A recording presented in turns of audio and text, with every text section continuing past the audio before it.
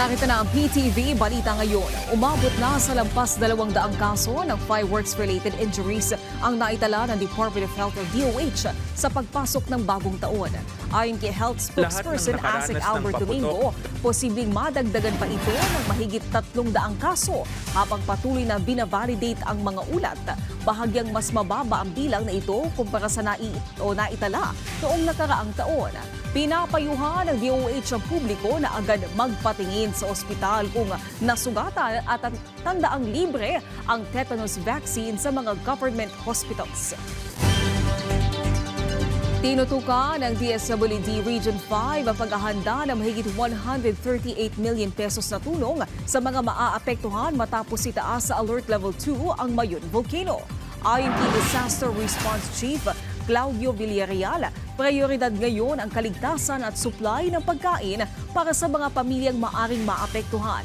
Kabilang sa nakahanda ang standby funds, mahigit 111,000 family food packs at iba pang non-food at ready-to-eat items.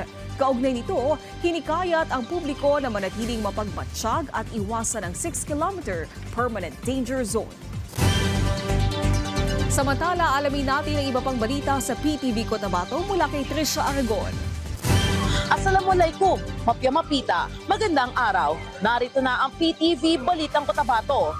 Nagpahayag ng mensahe ng pasasalamat si Bangsamoro Autonomous Region in Muslim Mindanao Interim Chief Minister Abdul Rauf Sami Gambar Macacua sa pagpasok ng taong 2026.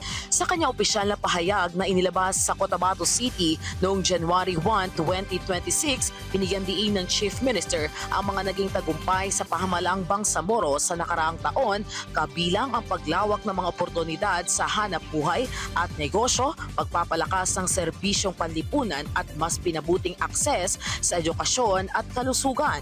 Ayon pa kay Macacua, ang mga tagumpay na ito ay bunga ng maayos na pamamahala at matibay na pananampalataya at aktibong partisipasyon ng mga mamamayan ng Bangsamoro. Inikayat din ng Chief Minister ang lahat ay pagpatuloy ang pagkakaisa at dedikasyon sa pagbuo ng mas matatag, inklusibo at masiglang BAR, lalo na sa paglikha ng mas maraming oportunidad para sa kabataan, kababaihan at mga komunidad. Taus-puso rin siyang nagpapasalamat sa mga pamilyang Bangsamoro sa kanilang tiwala at kooperasyon at nananalangin para sa karunungan, pagkatyaga at pagkakaisa tungo sa isang mas matatag na Bangsamoro.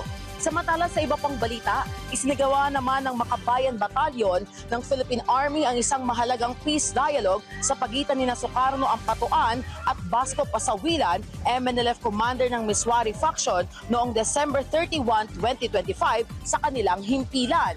Bahagi ang dialogo ng pinag-isang hakbang ng pamahalaan, militar at kapulisan para mapanatili ang kapayapaan at palakasin ang pagkakaunawaan sa mga komunidad sa lugar.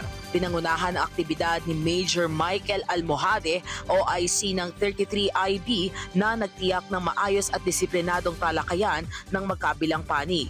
Tumulong din ang Raja Buayan Municipal Police Station sa pamumuno ni Police Captain Joel S. Lebrilla, Chief of Police. Sa pag-uusap, tinalakay ang mga usaping nagdulot ng hindi pagkakaintindihan at tensyon sa lugar. Malaya at bukas na inilahad ng bawat panig ang kanilang pananaw at hinaing na nagbukas ng mas malawak na pag-unawa sa isa't isa. Binigyang halaga rin sa dialogo ang paggalang sa napagkasunduan, pagpapanatili ng katahimikan at pag-iwas sa anumang gawain na maaaring magbunga ng karahasan o sigalot. Sa pagtatapos ng dialogo, nagpahayag ng pagkakaisa ang panig ni Sukarno Ampatuan at Basco Pasawilan na ipagpatuloy ang mapayapang komunikasyon at kooperasyon para sa kapakanan ng kanilang komunidad.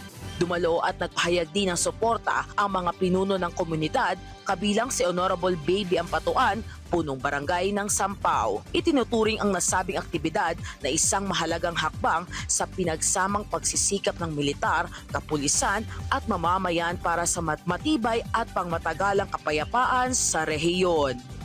At yan ang balita ngayon sa Cotabato. Ako si Trisha Aragon. Syukran at magandang araw. Maraming salamat, Trisha Aragon. At yan ang mga balita sa oras na ito. Para sa iba pang update, i-follow at i-like kami sa aming social media sites at PTV PH. Ako po si Naomi Tiburcio para sa Pambansang TV sa Bagong Pilipinas.